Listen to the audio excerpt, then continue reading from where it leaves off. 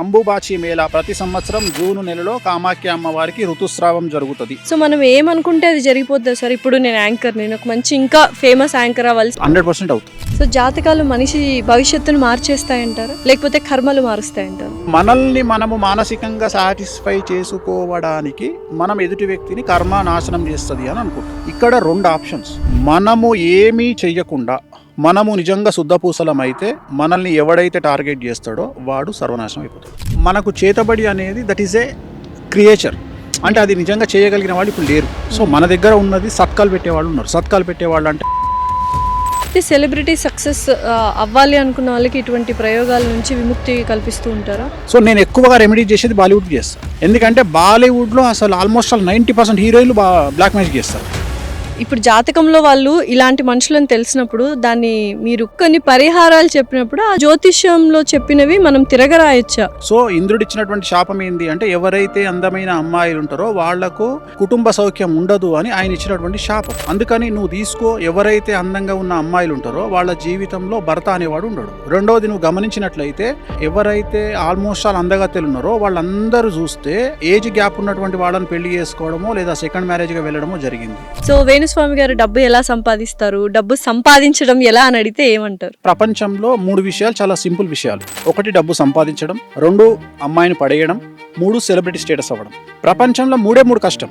1 డబ్బు నిలుపుకోవడం, 2 పడేసిన అమ్మాయిని కాపాడుకోవడం, 3 సెలబ్రిటీ స్టేటస్ నిలబెట్టుకోవడం. ఇప్పుడు 5 ఏళ్ల తర్వాత ఏం జరుగుతుందో చెప్తారా మాకు? బంగారం రేటు 5 లక్షలు అవుతుంది. 5 లక్షలు అయిపోతుందా? వెండి 6 లక్షలు అవుతుంది. Petrol diesel almost all దొరకకపోవచ్చు.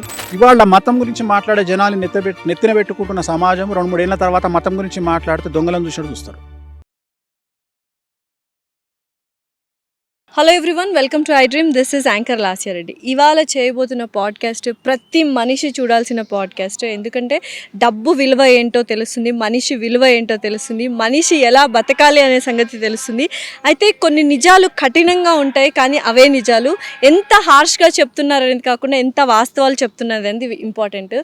అంటే ప్రతి ఒక్క మనిషి సొసైటీలో ఈయన తప్పు తప్పు తప్పు అంటున్నా, నేను రైట్, నా మనసుకు నచ్చినట్టే నేను చేస్తాను, నేను ముక్కుసూటి మనిషిని అని చెప్తూ మనకి ఇవాళ అసలు జీవితం గురించి బోల్డ్ అని సత్యాలు వాస్తవాలు చెప్పారు. డెఫినెట్లీ ప్రతి ఒక్క మనిషి చూడాల్సిన video. He's none other than celebrity astrologer అనొచ్చు, ప్రముఖ జ్యోతిష్యులు అనొచ్చు. పరిచయం అక్కర్లేని పేరు వేణుస్వామి గారు. నమస్కారం వేణుస్వామి గారు. నమస్తే అమ్మ. ఓం నమో వెంకటేశాయ. వెంకటాద్రి సంస్థానం బ్రహ్మాండే నాస్తికించిన వెంకటేశ సమోదేవో నా భూతో నా భవిష్యతి. ఎలా ఉన్నారు? సూపర్ అమ్మ. రచరచస్య రచోభ్య.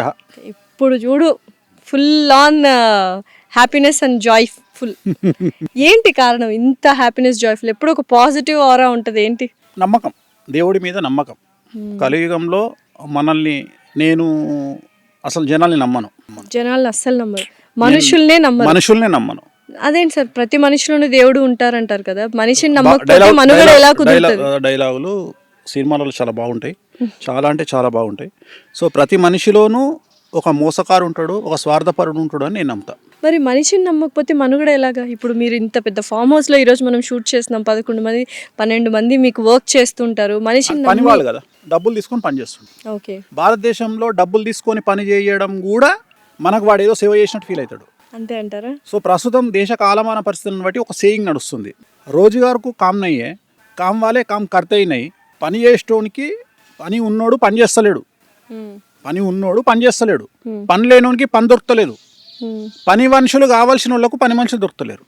ఎందుకు ఇది అంటే మన దేశంలో, మన తెలుగు రాష్ట్రాలలో పరిస్థితి ఏంటి అంటే మన దగ్గర డబ్బులు తీసుకొని పనిచేసేవాడు కూడా మనకేదో సహాయం చేసినట్టు వాడి జీవితాన్ని మనకు దారపోసినట్టు ఫీల్ అవుతాడు. ఈ ధోరణి ఎందుకు వచ్చిందంటారు? కలియుగం కాబట్టి పోయే కాలం అంటారు. పోయే కాలం, అహం అన్నట్టు ఇదంతా జెలస్, అహము ఎట్లయిపోయిందంటే చివరికి ఎట్లయిపోయిందంటే మన దగ్గర పనిచేసేవాడు ఏమనుకుంటాడు అంటే, ఇప్పుడు ఉదాహరణ ఒక కాంట్రాక్టర్ ఉన్నాడు. కాంట్రాక్టరు సంవత్సరానికి 100 కోట్ల బిజినెస్ చేస్తాడు. వాళ్ళ దగ్గర పనిచేసే కూలి ఏమనుకోవాలంటే, మా యజమాని దగ్గర నేను పని చేస్తున్నా, ఆ యజమాని నాకు పని ఇస్తుండు, ఈయన వల్ల నాకు 5 ఏళ్ళు నోట్లకు పోతున్నాయి అనుకోవాలి. కానీ వీడు ఏం చేస్తాడు, వీడు ఎట్లా ఫీల్ అవుతాడు అంటే, నేను లేకపోతే మా ఓనర్ దివాలా తీస్తాడు అని వీడు ఫీల్ అవుతాడు.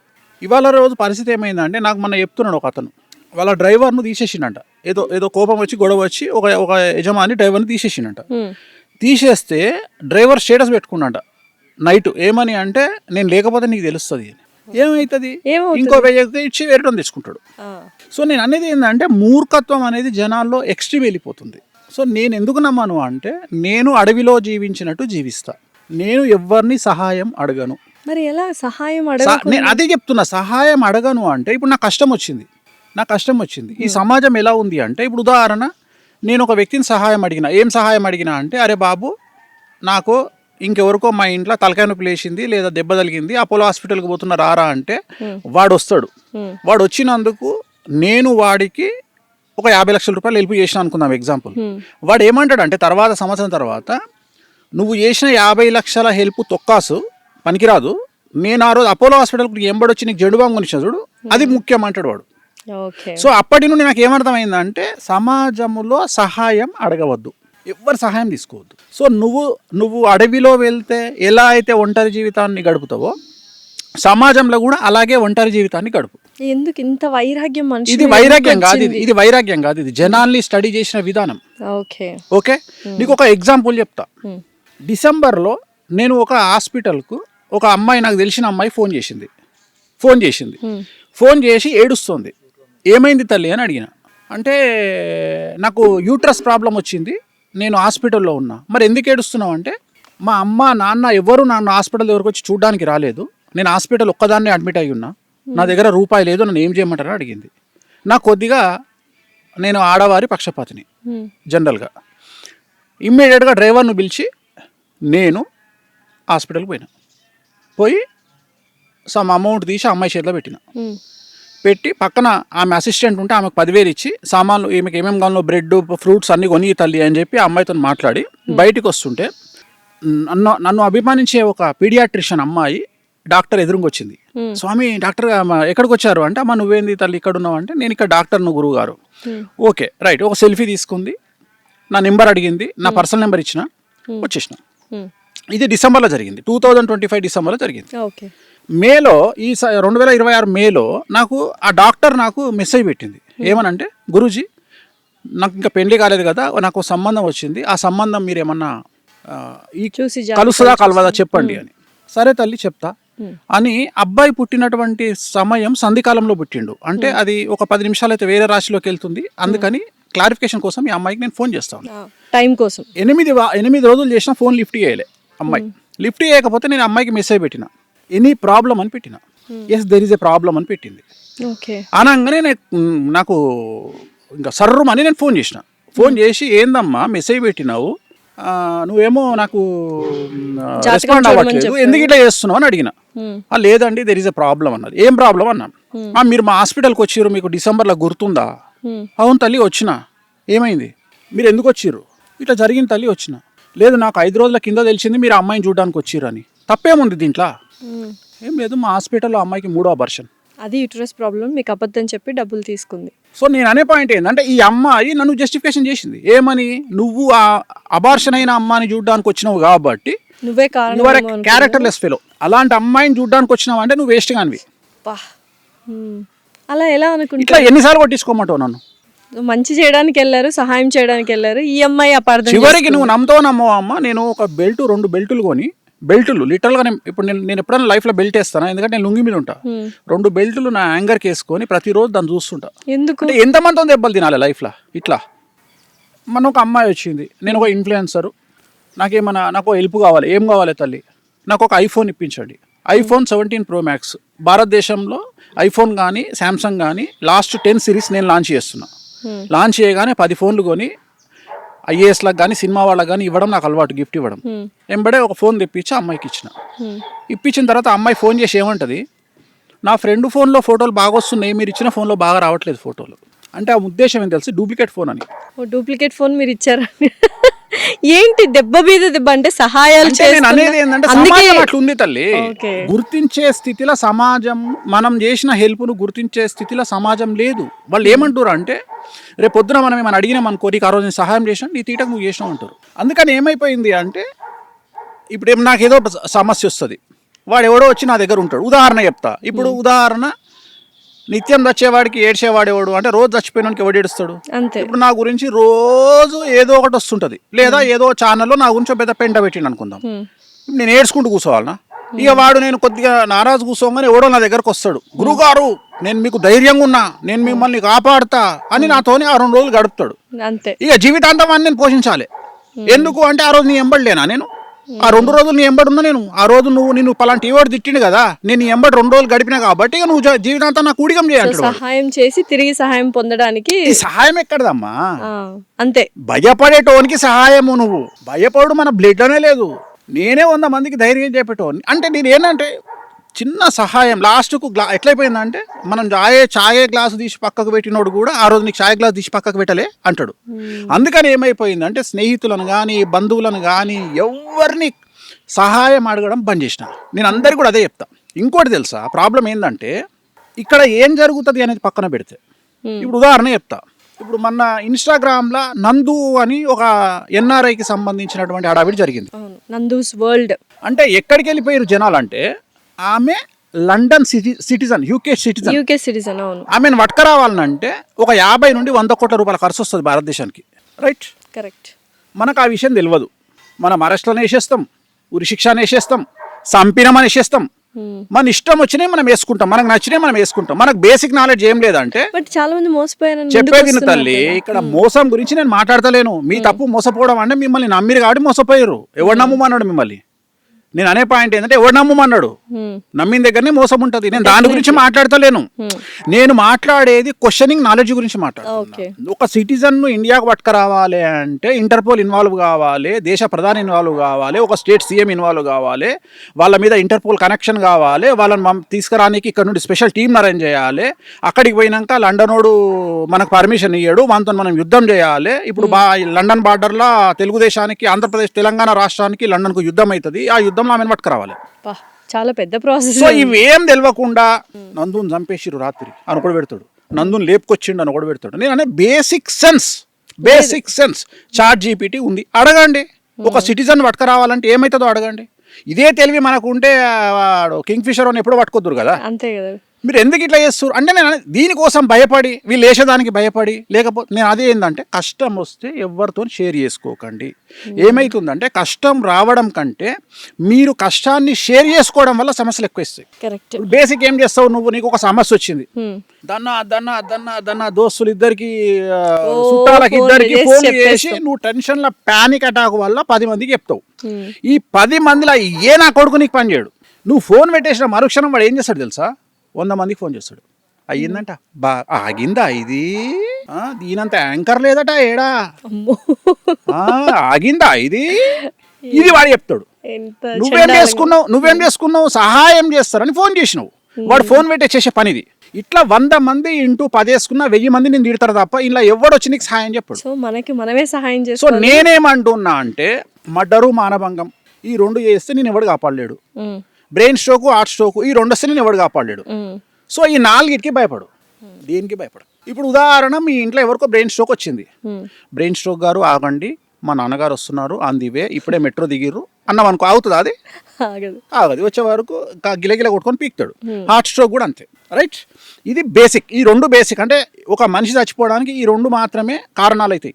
ఎయిడ్స్కు 10 ఏళ్ళు బతుకుతావు, క్యాన్సర్కు మంచి నార్మల్ క్యాన్సర్, థైరాయిడ్ క్యాన్సర్ అయితే జీవితాంతం బతుకుతావు, సచ్చే వరకు బతుకుతావు, అంటే 70 ఏళ్ళు బతుకుతావు. కొన్ని క్యాన్సర్లలో 2 ఏళ్ళకు పోతావు. బట్ ఏదైనా 10 నిమిషాల అకస్మాత్తుగా వచ్చే చావుల గురించి 2. నేను మాట్లాడేది 2.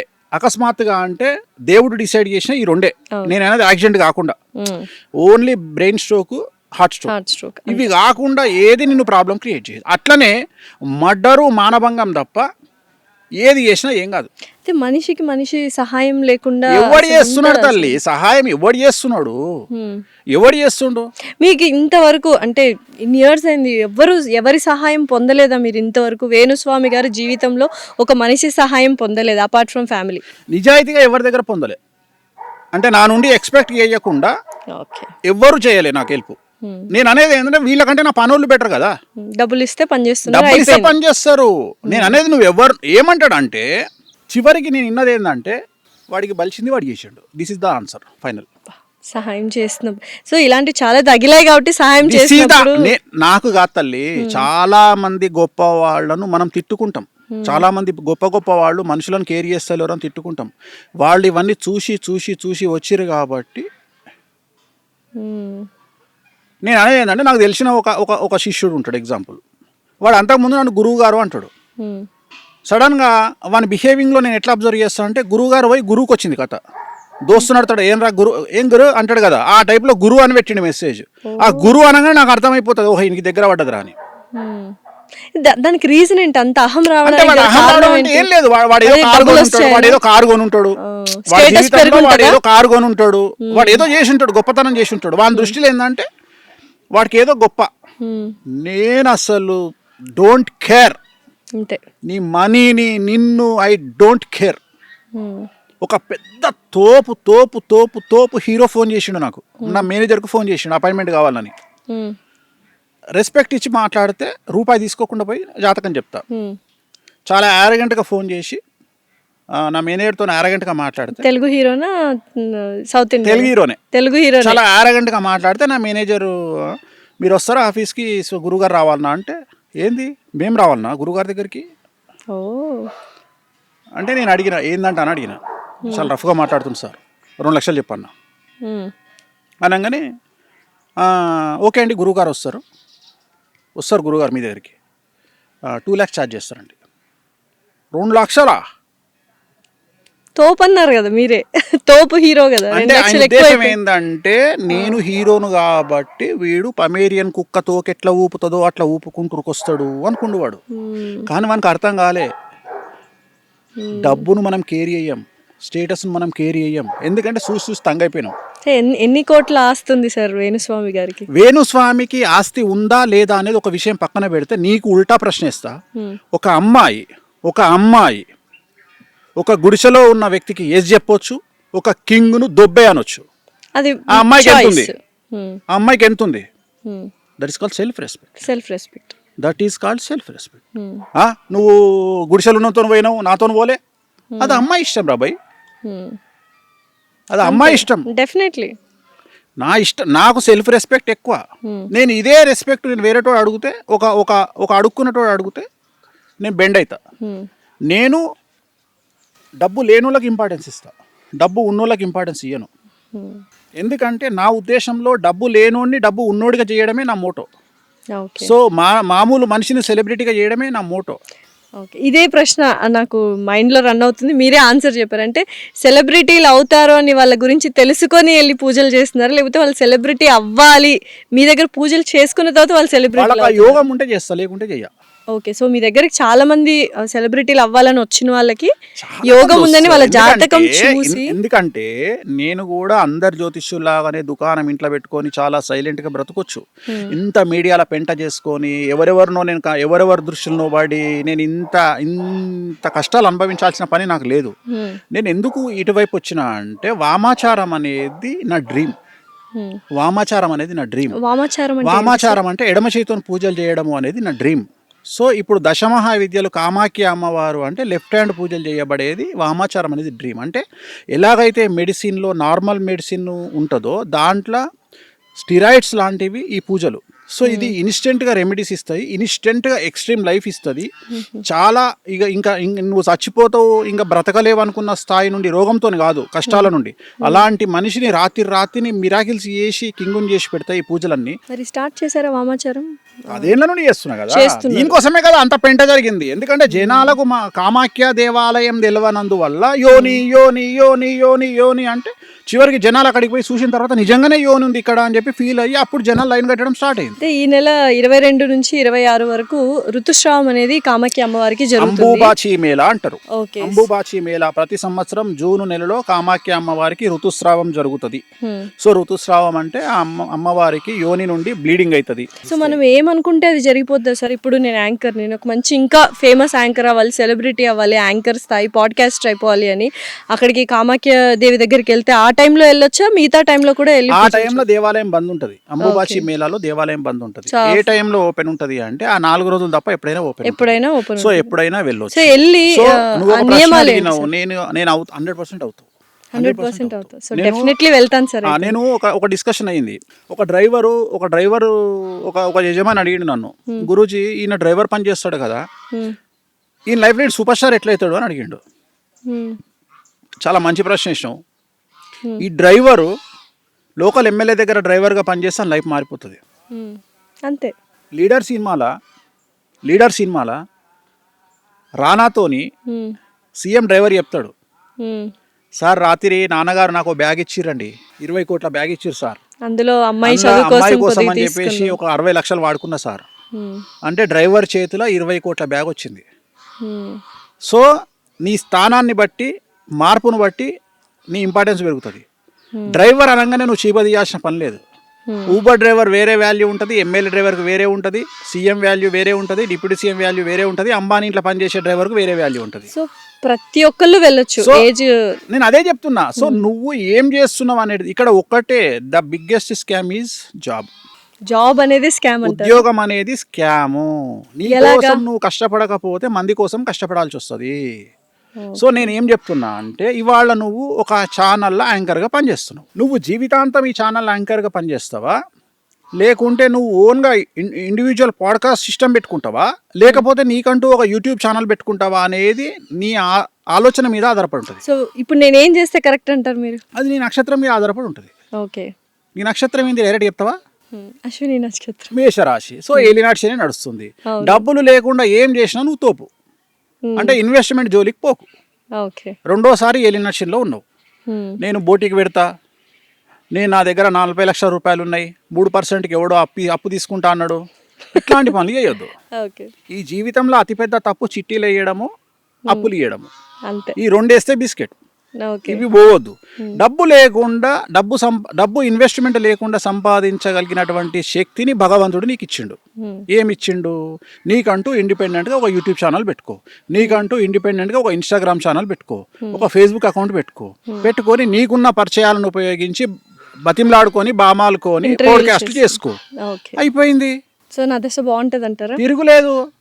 సో నేను అనేది ఏంటంటే ఇట్లనే ప్రతి ఒక్కరు ఆలోచించాలి. నేను అనేది ఇట్లనే ఆలోచించాలి. ఇప్పుడు ఉదాహరణ కెమెరామెన్ ఉన్నాడు. మరి కెమెరామెన్ ఏమవుతాడా? తోపు అవుతాడా? కెమెరామెన్ తోపు అవుతాడు. ఎట్లయితాడా? 2 కెమెరాలు కొనుక్కొని కిరాయికి ఇచ్చుకుంటే కెమెరామెన్ తోపు అవుతాడా? ఆబ్వియస్లీ. నేను అనేది ఏంటంటే నీలో 12% కసి ఉంటే నువ్వు పైకి వస్తావు. రిస్క్ ఉంటుంది. రిస్క్ లేనిది ఎక్కడా ఉండదు ప్రపంచంలో. రిస్క్ లేకపోతే జీవితం లేదు. నువ్వు రిస్క్ తీసుకోవాలి. నువ్వు 4 రోజులు ఖాళీగా కూర్చో, రిస్క్ తీసుకొని నువ్వు పైకి రా. నేను ప్రతి మనిషి జీవితంలో రిస్క్ ఉంటుంది. సో జాతకాలు మనిషి భవిష్యత్తును మార్చేస్తాయంటారా, లేకపోతే కర్మలు మారుస్తాయంటారా? కర్మలు అనేవి అసలు నేను నమ్మను. కర్మ అనేదే లేదంటారా? నేను నమ్మను. ఇన్స్టెంట్ కర్మ కదా జరుగుతుంది. ఇన్స్టెంట్ కర్మ అంటే నేను ఒక సింపుల్ లాజిక్ చెప్తా. ఇప్పుడు ఉదాహరణ, రోజు కటికోడు మటన్ కొట్టేటోడు షాపులో రోజు 100 మేకలు చంపుతాడు. ఏమవుతుంది వానికి? ఏం కాదు. అది పక్కకు పెడదాం. భారతదేశంలో ఉరిశిక్ష పడ్డోళ్లకు ఉరిశిక్ష చేసేందుకు ఒక మనిషి ఉంటాడు. ఏమవుతుంది ఆయనకు? సో మనల్ని మనము మానసికంగా సాటిస్ఫై చేసుకోవడానికి మనం ఎదుటి వ్యక్తిని కర్మ నాశనం చేస్తుంది అని అనుకుంటాం. ఇక్కడ 2 ఆప్షన్స్. మనము ఏమీ చెయ్యకుండా మనము నిజంగా శుద్ధపూసలమైతే మనల్ని ఎవడైతే టార్గెట్ చేస్తాడో వాడు సర్వనాశనం అయిపోతాడు. ఇది మాత్రమే నేను నమ్ముతా. నిజమేనా సార్? ఇది ఒకటే నేను నమ్ముతా. కానీ నువ్వు కూడా శుద్ధపూస అయి ఉండాలి. నేను అనే పాయింట్ ఏంటంటే అమాయకత్వమేగా, ఏం తప్పు చేయకుండా.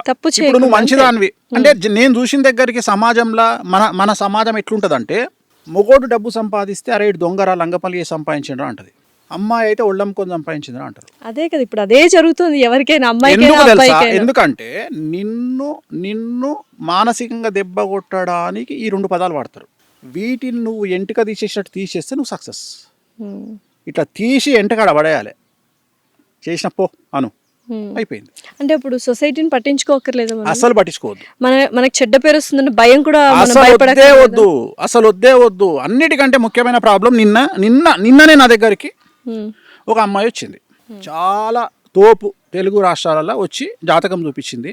ఆ అమ్మాయిని నా దగ్గరికి పంపించిన ఆమె నా దగ్గరికి రికమెండ్ చేస్తారు కదా. ఇప్పుడు నువ్వే ఉన్నావు, ఏమంటావు? గురూజీ నేను ఒక అమ్మాయిని పంపిస్తున్నా, భార్యాభర్తలు పంపిస్తున్నా, వాళ్ళ దగ్గర ఒక 500 కోట్లు ఉన్నాయి, 1000 కోట్లు ఉన్నాయి, భార్యాభర్తల అన్యోన్య జీవితము, అసలు ఇంకా వాళ్ళని మించిన ఇంకెవరు దొరకరు అని చెప్పి నువ్వు నా దగ్గర పంపించినావు. నేను జాతకం చూడంగానే ఫస్ట్ క్వశ్చన్, ఇంకా కలిసినారా మీరని అడిగిన అమ్మాయిని. నీ మొగడు సైకో కదమ్మా, ఎట్లా కలిసినావు అని అడిగిన. ఫస్ట్ క్వశ్చన్ అదే. నీ మొగడు సైకో కదా, ఎట్లా కలిసినావు? నీ మొగడికి మల్టీ పర్సనాలిటీలు ఉన్నాయి, స్ప్లిట్ పర్సనాలిటీలు ఉన్నాయి, నువ్వు ఎట్లా కలిసినావు అని అడిగిన. అప్పుడు ఆ అమ్మాయి ఒక అర్ధగంట మొత్తం ఉపదేశం చేసింది నాకు. ఇగో ఇట్లాంటి ఇట్లా ఏం చేయాలి గురువు గారు అని అడిగింది నన్ను. ఏం చేస్తావు తల్లి, డివోర్స్ తీసుకొని అడిగిన, చెప్పిన.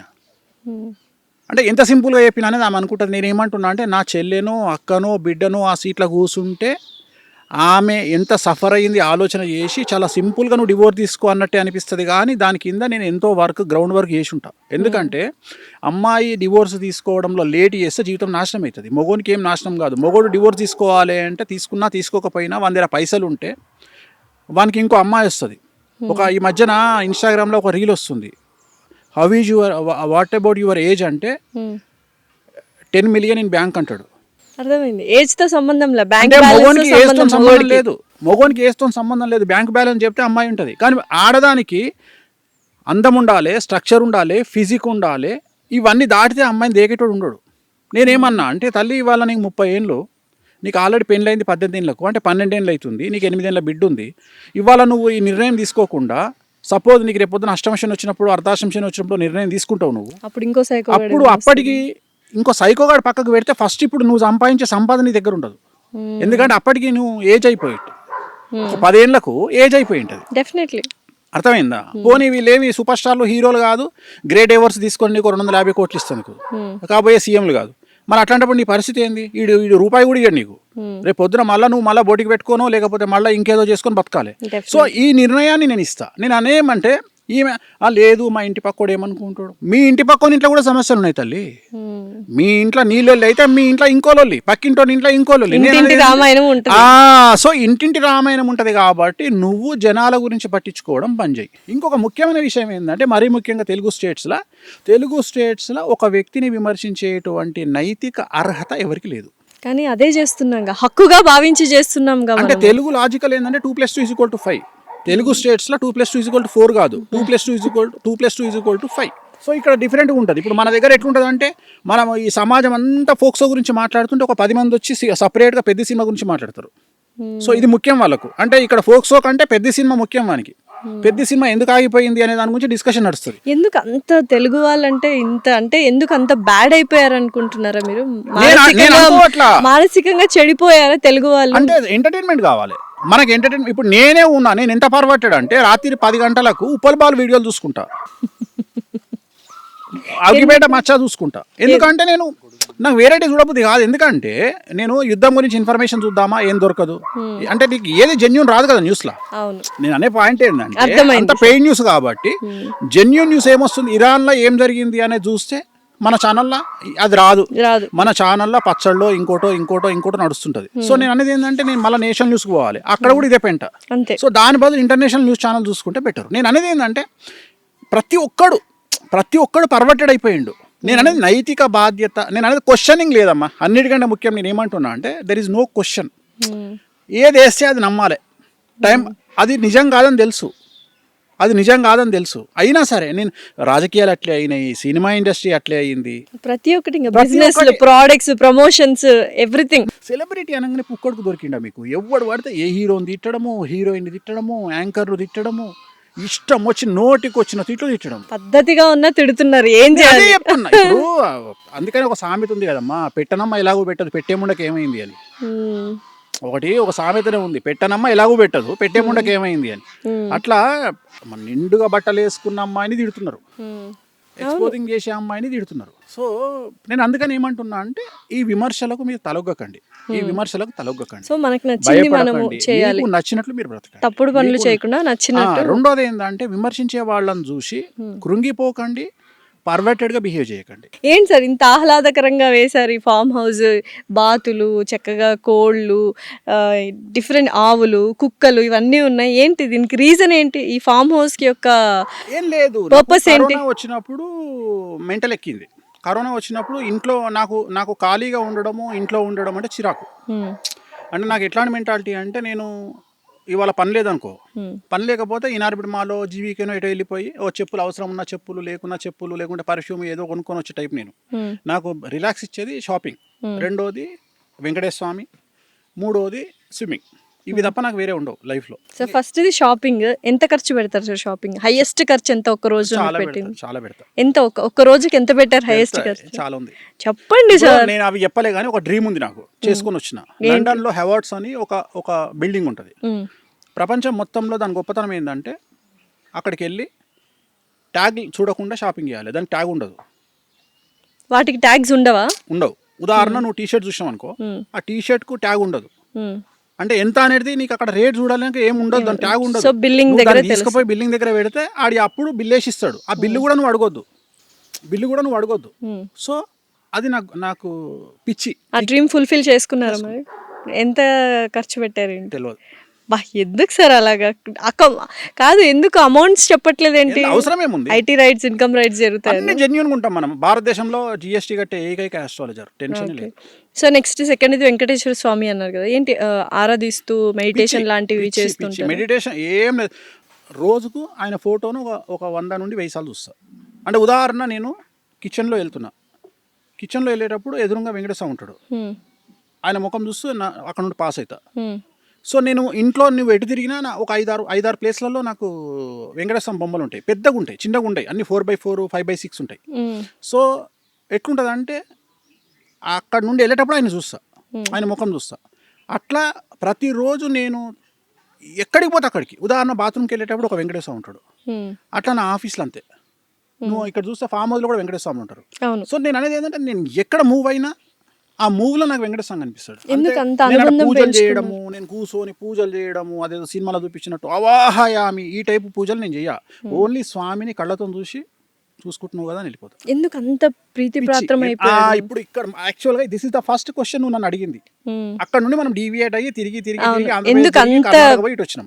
యాక్చువల్గా విషయం ఏంటంటే ఈ దేవుడు తప్ప ప్రపంచంలో మనల్ని ఎవడు కాపాడు అని గుడ్డిగా నమ్మే వ్యక్తి నేను.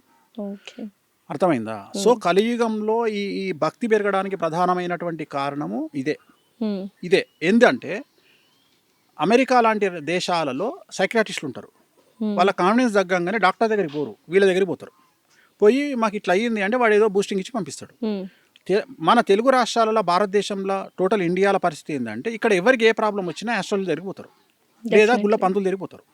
పోతే ఇక్కడ గుళ్ళ పంతులకు ఉన్న పర్మిషన్ ఏంటంటే నువ్వు దేవుడి యొక్క గొప్పతనాన్ని ఒక పూజారిగా చెప్పాలి. ఇక్కడ ఆస్ట్రాలజర్ గొప్పతనం ఏంది అంటే నేను భగవంతుడిని ధ్యానించు, నీకు ఇంకెవ్వడు అవసరం లేదు అని వాళ్లకు బలమైనటువంటి ఒక భయాన్ని పోగొట్టి వాళ్లకు ధైర్యాన్ని నింపడం నా యొక్క కర్తవ్యం. సో నేను ఇక్కడ ముందే చెప్పి నీకు ఈ ప్రాబ్లం ఉంది. ఉదాహరణ భార్యాభర్తలు విడిపోతారు. అయ్యా మీరిద్దరు విడిపోయే అవకాశం ఉంది, ఇగో నువ్వు మొదలే చెప్తారే నీ పెళ్ళం కొట్టినా నువ్వు కంట్రోల్ ఉండు, నువ్వు కోపానికి రాకు. అట్లా మీకు ముందే తెలిసిపోతుంది. జాతకాలు చూసి ఖచ్చితంగా తెలిసిపోతాయి కదా. సో ఇప్పుడు జాతకంలో వాళ్ళు ఇలాంటి మనుషులను తెలిసినప్పుడు దాన్ని కొన్ని పరిహారాలు చెప్పినప్పుడు ఆ జ్యోతిష్యంలో చెప్పినవి మనం తిరగరాయొచ్చా? ఇప్పుడు ఆ మనిషి కోపం తగ్గించుకుంటాడు. ఇప్పుడు భార్యాభర్తలు ఇద్దరున్నారు, మీ భార్య కొడుతున్నా కామ్గా ఉండు అంటున్నారు కదా. సో కామ్గా ఉంటే వాళ్ళిద్దరి మధ్య సఖ్యత పెరుగుతుందా అంటే అప్పుడు జాతకం తప్పే కదా. జాతకంలో అందరు విడిపోతారని ఉండదు. Generation decides.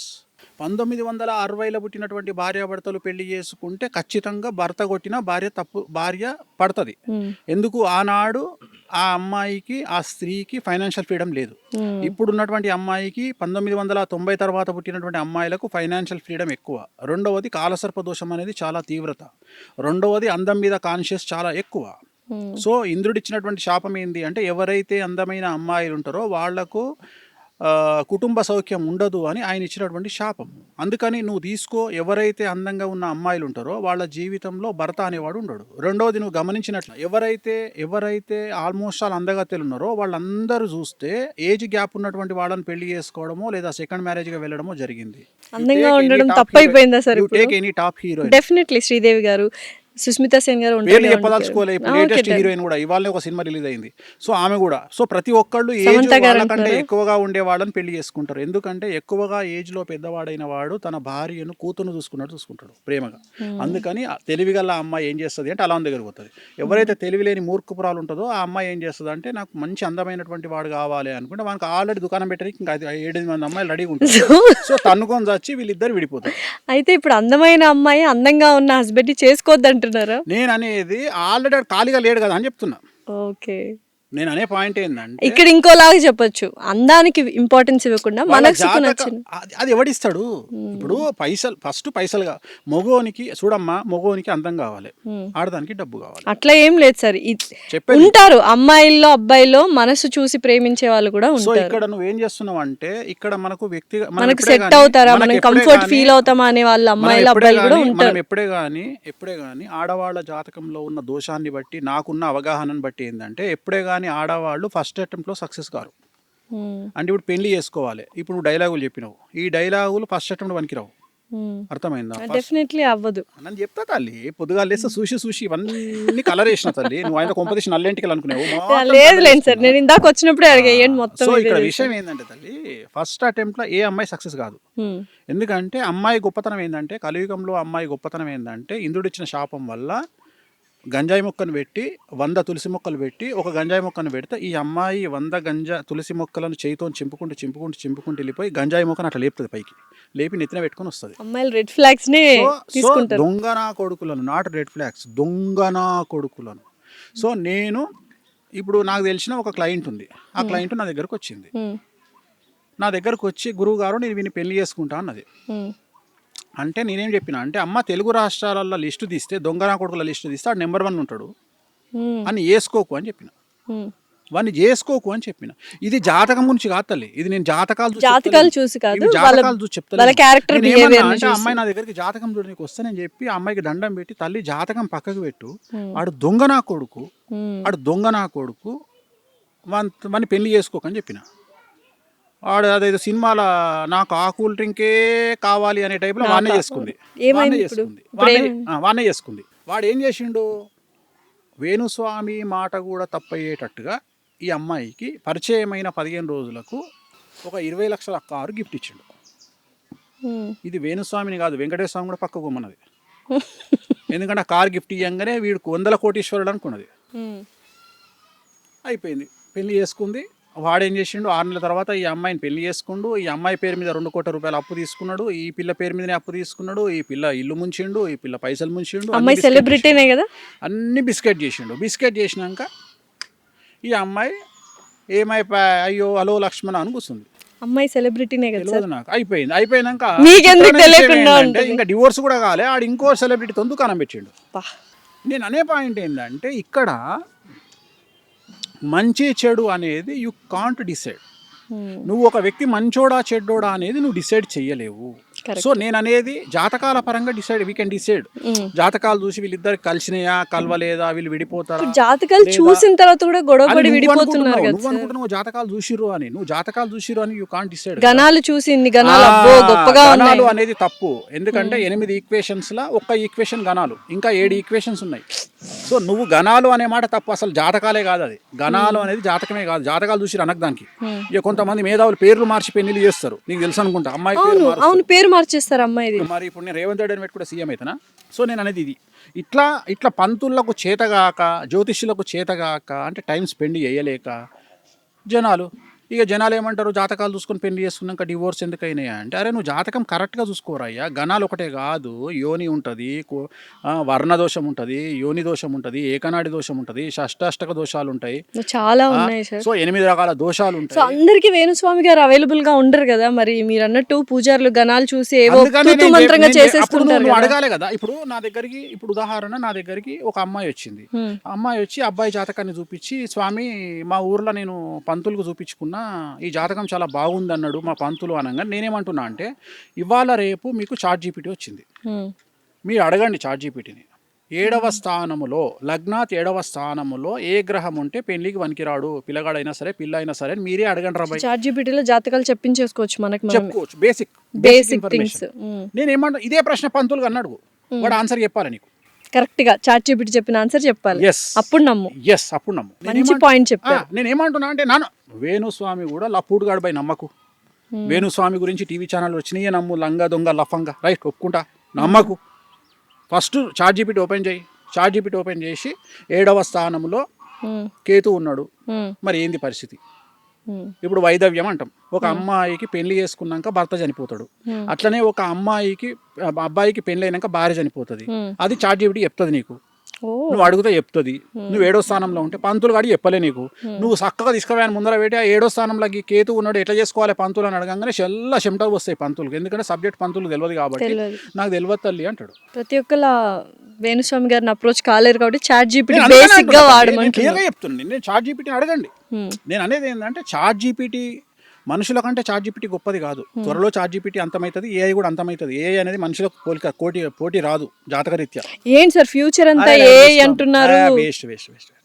ఏ ఆర్టిఫిషియల్ ఇంటెలిజెన్స్ ఫ్యూచర్ అంతా అంటున్నారు. అండర్లైన్ వేణుస్వామి చెప్పిండు, అండర్లైన్ రాసుకోండి. ఏమని? ఏఐ పోతుంది. ఎప్పుడు ఎన్ని ఇయర్స్ కి పోతుంది? 2032 వరకు ఏఐ మీద జనాలకు ఇంట్రెస్ట్ పోతుంది. తర్వాత మళ్ళీ ఏమైంది? మనుగడ ఏమైంది? ఏఐ ఉండదు. ఏఐ నంబర్ కంప్యూటర్ సిస్టమ్ ఇవే నడుస్తాయి కానీ ఏఐ అనేది పెద్ద పీక్ పడగొట్టేది ఏం కాదు. అంటే మనిషి నాలెడ్జ్ ముందర ఏఐ నథింగ్. అంతే అంటారు. ఎందుకమ్మా 2+2 4 అని చెప్పడానికి ఏఐ ఎందుకు? మనిషి లేడా? నేను అది గొప్ప విషయం కాదు. మనకు మానవ మేధస్సు కంటే గొప్పది చెప్పాలి.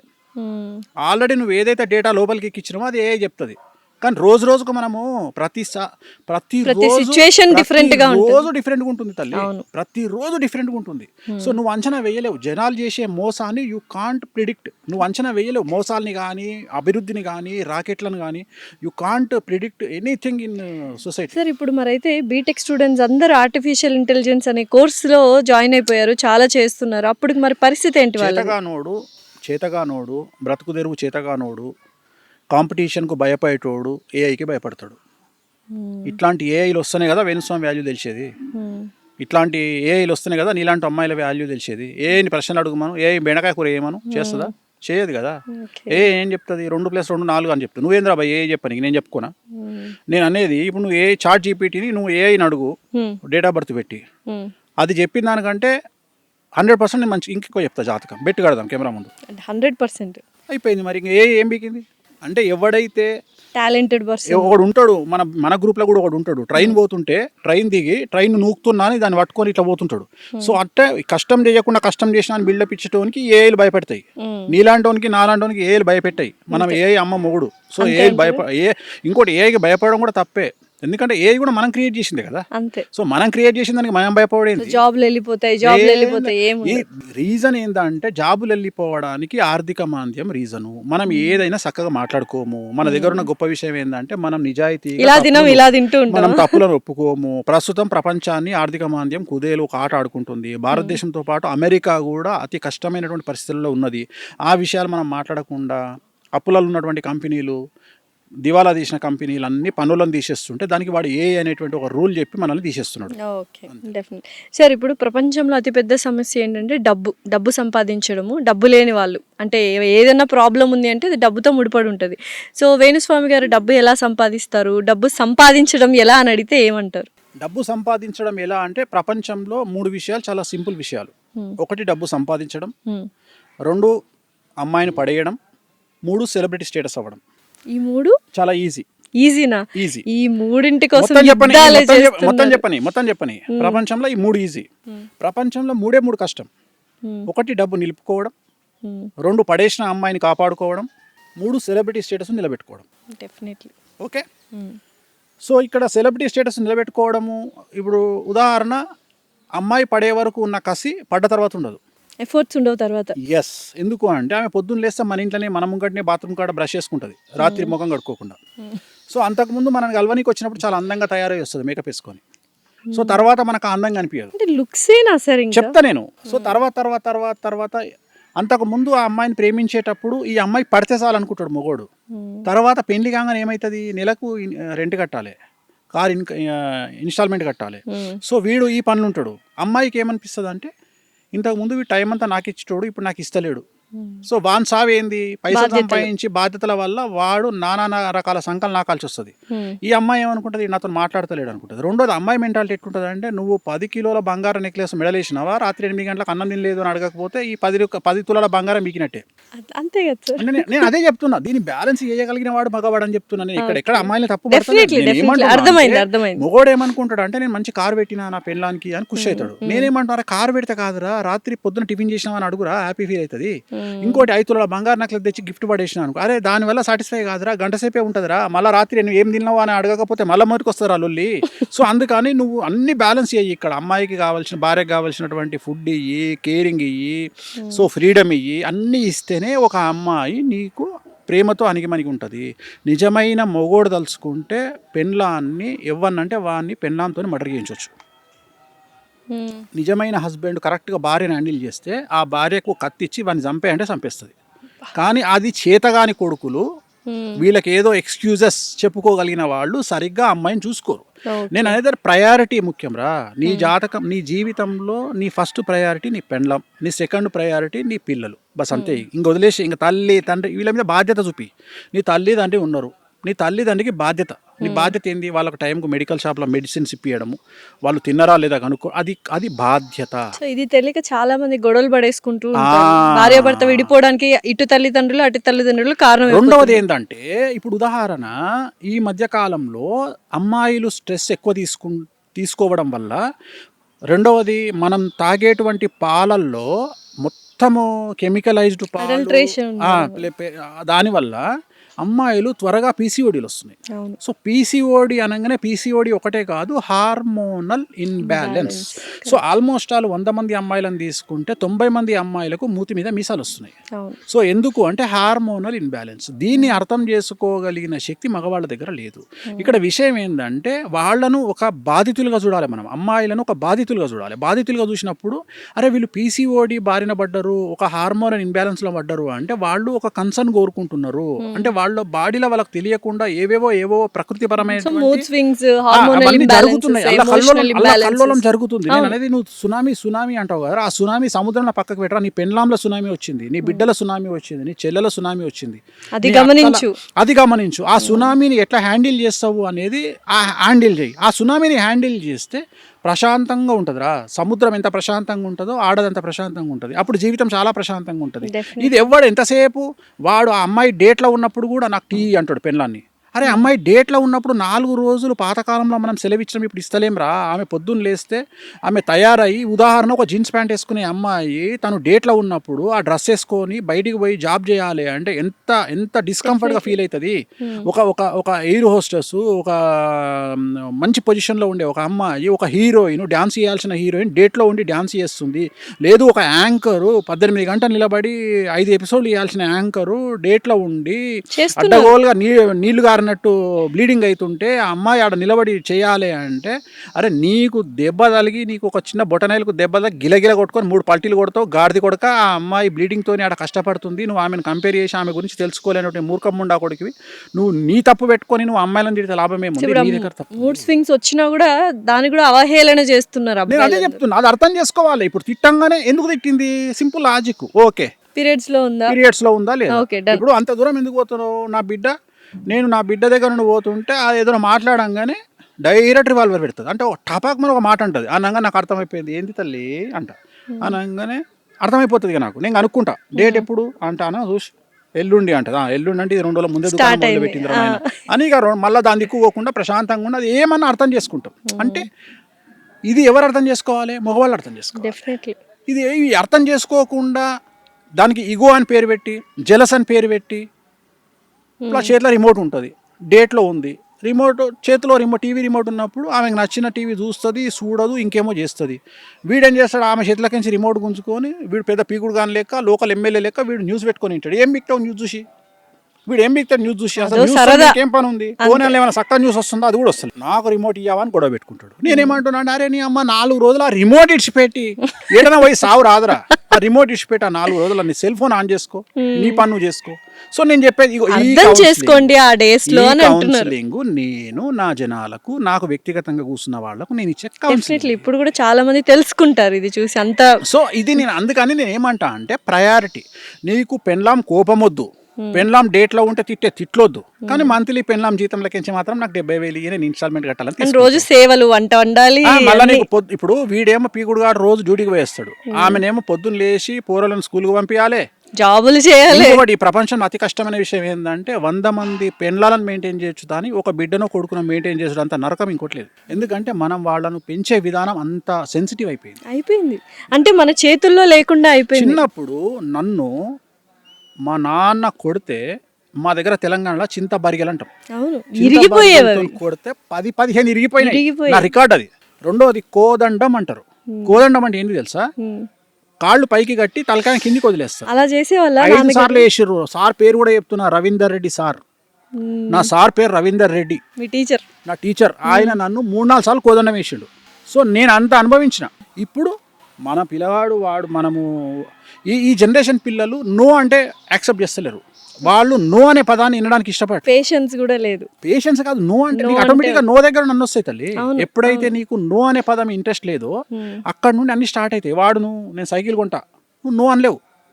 వాడు ఏది చెప్పినా నువ్వు నోరు మూసుకొని అడగడు, సైకిల్ కావాలి నాకు. నేను అదే చెప్తున్నా. సో ఈ పిల్లల్ని పెంచడము అంత కష్టము. నేను అందుకనే చాలా వరకు సజెషన్ చేస్తాను. ఒక్కడే పిల్లగాడు ఒక్కడే. పిల్ల పుట్టిందా మీ అంత అదృష్టవంతులు లేరు. ఎందుకంటే కొడుకులు పుడితే వాడు ఏం చదువుతాడో, ఏం చేస్తాడో, వాడు ఏం అలవాట్లకు అవుతాడో, వాడు ఏ పోక్సోలు ఇరుకుతాడో, వాడు ఇప్పుడు నువ్వు చెప్పినట్టు ఏ డ్రెస్సులు బాగలేకపోతే ఏ అమ్మాయిని గెలుపుతాడో, ఎటు పోతాడో, పెంట అయ్యి మళ్ళీ వాడు ఏ జైల్లో పడతాడో, ఈ మళ్ళీ ఉన్న కుటుంబానికి చెడ్డ పేరు తెస్తాడు. ఇవన్నీ అదే అమ్మాయి అనుకో, పద్ధతిగా పెంచుకోవచ్చు, పద్ధతిగా అందంగా పెంచినాం అనుకో, ఎవడో వాడు రాజు వచ్చి పెళ్లి చేసుకొని పోతాడు. ఓకే, రాణి కావాలంటే రాజు దొరికితే చాలు, కానీ రాజు కావాలంటే నానా సంకలనం నాకాలి. సార్ ఫ్యూచర్ లో పెళ్లిళ్ళు ఉంటాయంటారా సార్? ఉండవా? ఉండవు. మరి ఏంటి సార్, ఇంకా అన్ని లివ్ ఇన్ రిలేషన్షిప్లే అంటారు? అప్పుడు జాతకాలు, జ్యోతిష్యులు వీళ్ళందరూ పని ఉండదు, చాలా కష్టపడాల్సి వస్తుంది జ్యోతిష్కులు. అయితే ఫ్యూచర్ లో చాలా కష్టపడాలా మీరు? సార్ వేరే జ్యోతిష్యం ఉంటాయి ఒకటే కాదుగా, వేణుస్వామి గారికి ఉన్నవి చాలా వ్యాపారాలు ఉన్నాయి. అంటే మన ఇంతమందికి చెప్పే నేను అనేది ఏంటంటే, ఇప్పుడు ఏదో ఒక అప్లికేషన్, ఇప్పుడు జ్యోతిష్యం రేపు పొద్దున ఇప్పుడు నువ్వు అన్నావు ఏఐ వచ్చింది ఆగిపోయింది, నేను అట్లా ఇంతమందికి చెప్పే నేను తప్పెందుకు చేస్తా? నేను ఇప్పుడు ఒక ఎలక కానీ పాము కానీ 10 పొక్కలు చేసుకుంటుందంట. ఒక పొక్కలు కట్టే పెట్టంగా ఇంకో పొక్కలు బయటకు వెళ్ళిపోతుంది. అట్లనే నేను కూడా ఒక ఇన్కమ్ ఆగిపోతే ఇంకో ఇన్కమ్ రెడీగా చేసుకుంటా. అట్లా నేను ఎప్పుడు 5-6 ఇన్కమ్ల మీద బతుకుతా. ఎందుకంటే ఏ ఇన్కమ్ అన్నా ఏ క్షణమైనా అయిపోవచ్చు. నేను అట్లాంటి మెంటాలిటీ. అంటే ఉదాహరణ, నేను ఎంత ప్రిపేర్ అయి ఉంటా అంటే, మొత్తం భారతదేశంలో ఈ రాబోయే 2-3 సంవత్సరాలలో ఇంటర్నెట్ ఆగిపోతుంది అని చెప్పిన ఏకైక వ్యక్తి వేణుస్వామి. ఇప్పుడు కూడా చెప్తున్నా, ఇంటర్నెట్ ఆగిపోయిందంటే మన పరిస్థితి ఏంది? బ్యాంకుకు పోయినావు, బ్యాంకులు పనిచేయవు. ఎప్పుడు ఆగిపోతుంది సార్? ఎప్పుడన్నా ఆగిపోవచ్చు. గురువు అధిచారంలో ఉన్నాడు, ఎప్పుడన్నా ఆగిపోవచ్చు. రేపే ఆగిపోవచ్చు, ఇవాళనే ఆగిపోవచ్చు. నువ్వు అబ్జర్వ్ చేస్తే గత 4 నెలల నుండి మన మొబైల్ ఫోన్స్ సరిగా పనిచేయట్లేదు. గత 4 నెలల నుండి మన ఇంటర్నెట్ మొబైల్ నెట్వర్క్ సరిగా పనిచేయట్లేదు. మీరు ఒకవేళ మీరు అబ్జర్వ్ చేసి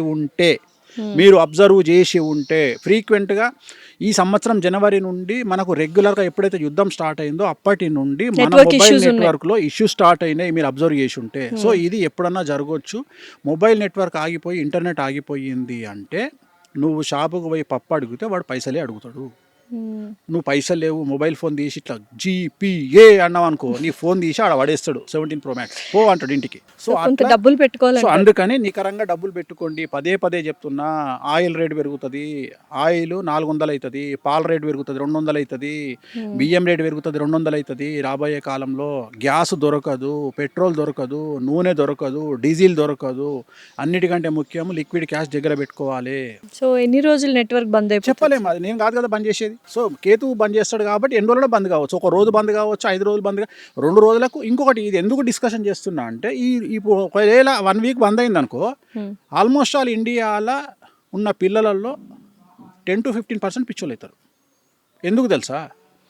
మొబైల్ ఫోన్ ఇవ్వకపోతే ఎవడు ముద్ద నోట్లో దిగుతలేదు. ఫస్ట్ మన చేతిలో రపకమని ఫోన్ పెట్టాలి, నోట్లో ముద్ద పెట్టాలి. వాడి ఈ ఫోను మనం ఇవ్వకపోతే ఇసిరి కొడితే గంపండు వాళ్ళు పడుతుంది పోయి. ఒకవేళ మన కర్మ ఏంటంటే నెట్వర్క్ లేకపోయినా వాడు ఇసిరి కొడతాడు. వాడికి తెలియదు ఇది నెట్వర్క్ అని. ఇప్పుడు మనకంటే నెట్వర్క్ లేదు అనే జ్ఞానం, ఇంగిత జ్ఞానం ఉంది, వాడికి తెలియదు ఆ విషయం. వాడికి ఫోన్ ఇట్లా కొట్టగానే రాకపోతే ఇసిరి కొడతాడు వాడు ఫోను. సో నేను అనేది ఏంటంటే, ఒకవేళ మనకు మొబైల్ ఇంటర్నెట్ పోయి ఫోన్లు పనిచేయకపోతే మన పిల్లల పరిస్థితి ఏంది, తల్లుల పరిస్థితి ఏంది, తిండి ఎవడు పెట్టాలి వీళ్ళకు? సో ఇంత ఆలోచిస్తాను నేను. అంటే ఇంత దూరం ఆలోచిస్తాను నేను ప్రతిదీ అంత నా చుట్టూ ఉండే వాళ్ళని ఎప్పుడు నేను కాషన్ చేస్తుంటాను, జాగ్రత్తగా ఉండండి, ముందు చూపు ఎక్కువ చెప్తుంటా. నేను వేణుస్వామి చెప్పింది 5 ఏళ్ల తర్వాత జరిగేవి ఉంటాయి. చాలా 5 ఏళ్ల తర్వాత ఏం జరుగుతుందో చెప్తారా మాకు? ఇంపార్టెంట్ థింగ్స్ ఇవి జరుగుతాయి. ఇంపార్టెంట్ థింగ్స్ ఏమవుతుంది అంటే, బంగారం రేటు 5 లక్షలు అవుతుంది. 5 లక్షలు అయిపోతుందా? వెండి 6 లక్షలు అవుతుంది.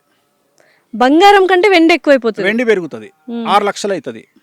తర్వాత బియ్యము 200 అవుతుంది, పాలు 200 అవుతుంది, పెట్రోలు డీజిల్ ఆల్మోస్ట్ ఆల్ దొరకకపోవచ్చు. సో ఎలక్ట్రిక్ వెహికల్స్ మీద ఆధారపడాల్సి వస్తుంది. తర్వాత చాలా విచిత్రమైనటువంటి మాట, ఇవాళ మతం గురించి మాట్లాడే జనాలు నెత్తిన పెట్టుకుంటున్న సమాజం 2-3 ఏళ్ళ తర్వాత మతం గురించి మాట్లాడితే దొంగలను చూసినట్టు చూస్తారు. సో అప్పుడు మతాన్ని గురించి కాకుండా మనకు తిండి ఎవడు పెడతాడని ఆలోచిస్తాం. మన భారతదేశం నడిచేదే జాతీయ నేను స్థాయిలో. చెప్పే పాయింట్ నీకు అర్థం కాలే. మతాన్ని పక్కన పెట్టేది 2 అంశాలు, 1 ఆకలి, 2 ప్రాణాపాయం. సో అక్కడ పనిచేయవు మతం. అంటే ఉదాహరణ, నువ్వు ఆపత్కాలంలో ఉన్నావు, నీ ప్రాణం పోతుంది, సో నేను ఆదుకోవడానికి వాడు వచ్చిండు, అవసరం కరెక్ట్. అట్లనే నీకు ఆకలి అవుతుంది, నీకు అన్నం లేదు, నీకు ఎవడో ఒకడు వచ్చి అన్నం పెడుతుండు, అప్పుడు మతం పనిచేయదు. ఆ స్టేజ్కి భారతదేశం వస్తుంది. అదేంటి సార్, ఇంకా 10 years లో వన్ ఆఫ్ ద రిచెస్ట్ ఎకానమీలో. నేను అవన్నీ మాట్లాడతలేను తల్లి, అవన్నీ నేను జాతకాలు. నేను అనేది ఏంటంటే ఈ విశ్లేషణలు పోస్ట్ మార్టం నేను చేయ, పోస్ట్ మార్టం నాకు అనవసరం. నేను అనేది జాతకం గురించి మాట్లాడుతున్నాను. గురువు అత్యాచారంలోకి పోయిండు, ఏమవుతుంది అంటే మాట్లాడుతున్నా, అంతేగాని అది ఏమవుతుంది నాకేం తెలుసు. నేను అనేది ఇప్పుడు ఏమవుతుంది నాకు. సో జాగ్రత్తగా ఉండమని హెచ్చరిస్తున్నారు భారతీయులందరినీ పక్కన పెడితే నన్ను నమ్మేటోళ్ళను, నన్ను తిట్టేవాడు ఎలాగో తిడతాడు, నన్ను నమ్మే వాళ్ళకి చెప్పదలుచుకున్న పాయింట్ ఏంటంటే, ఎప్పుడు సంవత్సరానికి సరిపడా ధనాన్ని దగ్గర పెట్టుకోండి. మీ దగ్గర యూపీఐలు ఉండనియండి, గూగుల్ పేలు ఉండనియండి, మీ అకౌంట్లల్లో 100 కోట్లు ఉండనియండి అనవసరము, 100 కోట్లు ఉండనియండి అనవసరము. మీ చేతిలో నికరాన్ని డబ్బును దగ్గర పెట్టుకోండి, లిక్విడ్ క్యాష్. ఖచ్చితంగా సంవత్సరానికి సరిపడా లిక్విడ్ క్యాష్ని దగ్గర పెట్టుకోండి. అలాగే సంవత్సరానికి సరిపడా నిత్యావసర వస్తువులను రెగ్యులర్గా మెయింటైన్ చేయండి. బియ్యము, పప్పులు, ఉప్పులు, నూనె, ఇవన్నీ రెగ్యులర్గా మెయింటైన్ చేయండి. సో సాధ్యమైనంత వరకు సోలార్ వైపు మళ్ళీ ప్రయత్నం చేయండి, ఎలక్ట్రిక్ వెహికల్స్ తీసుకునే ప్రయత్నం చేయండి. సో కంపల్సరీ చాలామంది ఇవి పాటిస్తారు. అండ్ మంచి విషయాలే చెప్పారు యాక్చువల్గా చెప్పాలంటే. ఎలక్ట్రిక్ వెహికల్స్ కావచ్చు, డబ్బు దగ్గర పెట్టుకోవడం కావచ్చు, ఇవన్నీ. సార్ స్విమ్మింగ్ అంటే ఇష్టం అన్నారు కదా, ఏంటి 4-5 గంటలు అలాగా తేలిపోయి ఒక ఆసనం వేసి ఉండిపోతారంటే స్విమ్మింగ్ పూల్లో? అంటే మాకు ఇది మా పూజలలో, వామాచారంలో కొన్ని పూజలు ఉంటాయి. ఆ పూజలకి ఏంటంటే మేము ఏ వ్యక్తికి అయితే మంచి జరగాలని చెప్తామో, అంటే వామాచారంలో చెడు చేయొచ్చు, మంచి చేయొచ్చు. అప్పుడు అది చెడు చేస్తే అది బ్లాక్ మ్యాజిక్ అయిపోతుంది, చేతబడి అయిపోతుంది కదా. చేతబడి అంటే దాని ఉద్దేశం ఏంటంటే, చేతబడి అనేది తప్పు, దాని పదం తప్పు. చేతబడి అంటే జనరల్గా మనకు చేతబడి అనేది దట్ ఈస్ ఏ క్రియేచర్, అంటే అది నిజంగా చేయగలిగిన వాళ్ళు ఇప్పుడు లేరు. జనరల్గా మనకు చేతబడులు జరుగుతున్నాయి. చేతబడి, బాణామతి అనేది చేసేవాళ్ళు లేరు. సో మన దగ్గర ఉన్నది సత్కాలు పెట్టేవాళ్ళు ఉన్నారు. సత్కాలు పెట్టేవాళ్ళు అంటే ఉదాహరణ నువ్వు చూస్తుంటావు, 3 రోడ్ల కూడలిలో కొబ్బరికాయ, నిమ్మకాయలు, గుడ్లు, ఇవి సత్కా అంటారు వీటిని. జనరల్గా మనకు జరిగిన చెడును తీసేసి అక్కడ పెడతారు, దాని మించి ఎవరు దాటితే వాళ్ళకి అది అంటుకుంటుంది. సో నేను అవి తీసేయడంలో నెంబర్ 1. సో అలాంటివి నేను చేతబడి, బాణామతి చేసినా నేను తీయగలుగుతాను. నేను ప్రయోగాలు, ఎనీ ప్రయోగం, నీకు తెలిసిన ప్రయోగము, నువ్వు చేతబడి బాణామతి అన్నావు కదా, కాదు, మార్జాల తంతు అంటే పిల్లితో చేతబడి చేస్తారు, ప్రయోగం నాట్ చేతబడి, ప్రయోగం. మూషిక తంతు ఎలుకతో చేస్తారు, పక్షి తంతు పక్షితో చేస్తారు, యాపిల్తో చేస్తారు. ఇదంతా చెడే, చాలా వరకు చెడి. ఎక్కువ ఇది బాగా నార్త్ ఇండియా, మనం కలకత్తాలో చూస్తాం. మందు పెట్టడం అంటుంటారు, మందు పెడతారు జనరల్గా. మందు పెట్టడం, నథింగ్ బట్ అది కొన్ని ప్రత్యేకమైన వస్తువులతో చేసి ఒక వ్యక్తిని మనం వశీకరణ చేసుకోవాలంటే కొన్ని సాంప్రదాయాల్లో చేస్తారు. అది ఉందా సార్, ఇప్పటికి రన్ అవుతుందా? మందు వికటిస్తున్నాం అది మనం దాన్ని మీరు చేస్తారా? మందు తీపిస్తా. అది నిజమేనా సార్? మందు పెడతారా సార్? పాలల్లో పెడతారు, బంగులో పెడతారు, మటన్లో పెడతారు, మటన్ లివర్లో పెడతారు. ఎందుకంటే లివర్ లాగా కనిపిస్తుంది. సో మటన్ లివర్లో పెడతారు జనరల్గా. సో అందుకనే మనం ఏమంటామంటే చికెన్ తినండి కానీ బయట మటన్ తినకండి అని చెప్తాం చాలా మందికి. సో ఈ మధ్య కాలంలో ఇంట్లో వాళ్ళే చేస్తున్నారు అని వింటున్నాం. అది ఎట్లా ఇంట్లో వాళ్ళే చేస్తారు అనేది, మరి ఇంకా అదేలా తప్పించుకుని బయట తినడమే బెటర్ కదా. దానికి విరుగుడు తెలిసిపోతుంది, మనిషి బక్కగా అవుతాడు. వాళ్ళ గురించి మాట్లాడుతుంటే మనల్ని అపోజ్ చేస్తాడు. ఇప్పుడు ఆ వ్యక్తి గురించి మనం ఆ వ్యక్తి గురించి తిట్టంగానే కొట్టడానికి వస్తాడు మీదికి. అంటే వాళ్ళని ఏమన్నా అంటే వాడు తట్టుకోలేడు, అంటే వశపరుచుకోవచ్చు ఎదుటి మనిషిని అంటారు. సో ఇలాంటివి వాడినప్పుడు కక్కించడము, మోషన్లో బయట చేయడం సహజం అవన్నీ. సో అది చేస్తాము. సో ప్రయోగాన్ని నివారణ చేయగలిగినవన్నీ నేను, ఎందుకంటే నా మా నాన్న నాకు నేర్పించింది ప్రయోగ నివారణ. నేను ఎక్కువ ప్రయోగ బాధ నివారణ చేస్తుంటాను. ఎంత పెద్ద ప్రయోగ నివారణ ఇటు ఎవరైనా ప్రయోగాలు చెడు ప్రయోగాలు, ఇప్పుడు చేసినవి మ్యాజిక్ ని తీసేయడం, బ్లాక్ మ్యాజిక్ ని తీసేయడం నా ఫస్ట్ ప్రయారిటీ. సో దీంట్లో మా ప్రాణాలకు కూడా ముప్పు ఉంటుంది, మాకు కూడా సమస్యలు వస్తాయి. అయినా ఐ డోంట్ కేర్. నన్ను నమ్ముకున్న వాడికి ఏదైనా చేయాలనేటువంటి ఉద్దేశం. ఇది సెలబ్రిటీ సక్సెస్ అవ్వాలి అనుకున్న వాళ్ళకి ఇటువంటి ప్రయోగాల నుంచి విముక్తి కల్పిస్తూ ఉంటారు. చాలా చాలా యాక్చువల్గా సార్ మీ దగ్గర ఏంటి ఆ క్వశ్చన్ మీరు ఆన్సర్ చేయలేదు నాకు. సెలబ్రిటీలు అయ్యాక మీ దగ్గరకు వస్తున్నారా, మీ దగ్గరకు వచ్చాక వాళ్ళు సెలబ్రిటీలు అవుతున్నారు? సెలబ్రిటీలు అయినాక నా దగ్గరికి ఎందుకు వస్తారు? మనకు అవసరం కూడా లేదు. నా ఫోన్కి ఇసుక కానీ నేను నాతో వానికి పని ఏముంటుంది? చాలా మంది చెప్పుకోరు కూడా, ఇష్టపడరు. అవును చాలా మంది, కానీ కొన్ని చూసాం సార్ ఈ మధ్య పెద్ద పెద్ద వాళ్ళు చాలా బాగా సెటిల్ అయ్యారు. అంటే కాదు తల్లి, ఇట్లా నీకు తెలిసిన ఇప్పుడు సోషల్ మీడియాలో మెయిన్ స్ట్రీమ్ మీడియాలో నీకు తెలిసిన 3 ఉంటారు, అవును అట్లా 3000 మంది ఉంటారు బయట. నేను కూడా వస్తే నన్ను సెలబ్రిటీని చేస్తారు, నమ్మకం ఉండాలి అంతే అంటారు కదా. అంతేనా సార్? నువ్వు ఆల్రెడీ సెలబ్రిటీ కదా. అయిపోయాను సెలబ్రిటీ అంటే దాని అర్థం ఏంటంటే 10 మందికి తెలియడం, గుర్తింపే సెలబ్రిటీ. అంతే, జనాల యొక్క గుర్తింపే సెలబ్రిటీ. అంటే సెలబ్రిటీ నెక్స్ట్ లెవెల్ తీసుకెళ్ళడానికి కూడా మీ దగ్గరకు వస్తుంటారు. 100% వస్తారు. అంటే దానికి నీ కష్టం కూడా ఉంది. నేను ఏమంటా అంటే 88% మాత్రమే దైవికమైన శక్తి నీకు సహాయపడుతుంది. 12% నీ స్వయంకృతం ఉంటుంది. నీ 12% మనం కష్టపడాలి. కష్టపడితే చాలు, 88% దేవుడు చూసుకుంటాడు. అందుకనే దానికి ఒక సామెత ఉంది, గాలిలో దీపం పెట్టి దేవుడా అనొద్దంట, దేవుడా దీపం కాపాడు అనొద్దంట. ఈ 2 చేతులను అక్కడ పెట్టు అన్నాడు. నీ ప్రయత్నం 88% అయిన గాలి కంట్రోల్ చేస్తాడు. సో ఇక్కడ కూడా అంతే, నువ్వు కంఫర్టబుల్ జోన్ దాటి బయటికి రావడమే, కష్టపడడమే నీ యొక్క ప్రయత్నం. మిగిలిందంతా దేవుడు చూసుకుంటాడు. నువ్వు కష్టపడకుండా నేను కంఫర్టబుల్ జోన్లు ఉంటా, నేను కొట్లాడా, నేను ఎవరితో పోను, నేను ఇంటి పక్కోడు తిడితే నేను ఇంటి పక్కోడు తిడితే ఏడుస్తా, ఇంటి ముంగటోడు తిడితే ఏడుస్తా, నా గురించి ఎవడో ఫేస్బుక్ లా కామెంట్ పెట్టంగానే ఏడుస్తా అంటే నువ్వు బయటికి రావు. నువ్వు పట్టించుకోవద్దు. నువ్వు ఏం ఆలోచన చేయాలి అంటే, నేను ఒకటే చెప్తా సమాజానికి, ఆర్టీసీ బస్సులో కూర్చొని ఏడవడం కంటే BMW కార్లో కూర్చొని ఏడవడం గొప్పది అని నమ్మేటువంటి వ్యక్తి వేణుస్వామి. సో మీరు ఏడవండి, కానీ BMW లో కూర్చొని ఏడవండి, బెంజ్ కార్లో కూర్చొని ఏడవండి, నేను యాక్సెప్ట్ చేస్తా, సంతోషపడతా. కానీ ఆర్టీసీ బస్సులను 2 వీలర్ మీద కూర్చొని ఏడవకండి. ఆ ఏడ్చేది ఏదో పెద్ద కార్లో కూర్చొని లగ్జరీ కార్లో కూర్చొని ఏడవండి అని చెప్తున్నాను. సో ఇందాక వామాచారం స్విమ్మింగ్ ది ఏదో పరిహారం, అదే వామాచారం ఏంటంటే పరిహారం. ఇప్పుడు ఒక్కొక్కళ్ళకి సంబంధించి కొన్ని మనం మాట్లాడుకునేటప్పుడు ఏంటంటే వాళ్ళకి సంబంధించిన పూజలు ఉంటాయి. ఆ పూజలు చేసినప్పుడు మనం కొన్నిసార్లు ధ్యానం చేయాల్సి వస్తుంది. ఆ వ్యక్తికి సంబంధించి వాటర్ లో ధ్యానం మీద పడుకొని ఆ వ్యక్తికి సంబంధించి ఈ పలాంది మంచి కోసం ఆ పూజ చేస్తున్నాడు, అది జరగాలి ఆయనకు అని చెప్పేసి ఆ బాధ్యత తీసుకున్న వ్యక్తిగా నేను ఆ నీళ్ళ మీద ఫ్లోట్ అవుతూ ఒక మంత్ర జపం ఉంటుంది. ఇప్పుడు కామాఖ్య బగాలముఖి అమ్మవారు ఉంది, ఆ బగాలముఖి సంబంధించి ఓం శ్రీ బాలముఖి సరదుష్టానం వాచముఖం పదం సంభయజిహ్వాం కిలయ బుద్ధి వినాశహీం ఓం స్వాహ అంటే ఆ వ్యక్తి ఏం జరగాలి. ఆ వ్యక్తి ఇప్పుడు ఉదాహరణ నీ శత్రువు ఉన్నాడు, నీ శత్రువు అంటే నీకు ఎన్ని రకాల శత్రువులు ఉంటారు? చాలామంది శత్రువులు ఉంటారు. ఈ శత్రువులు అనేది నార్మల్ శత్రువులు వేరే, మనల్ని టార్చర్ పెట్టే శత్రువులు వేరే. మనల్ని టార్చర్ పెట్టే శత్రువుల కోసమే మనం ప్రయోగం చేస్తాం, మనం పూజలు చేస్తాం.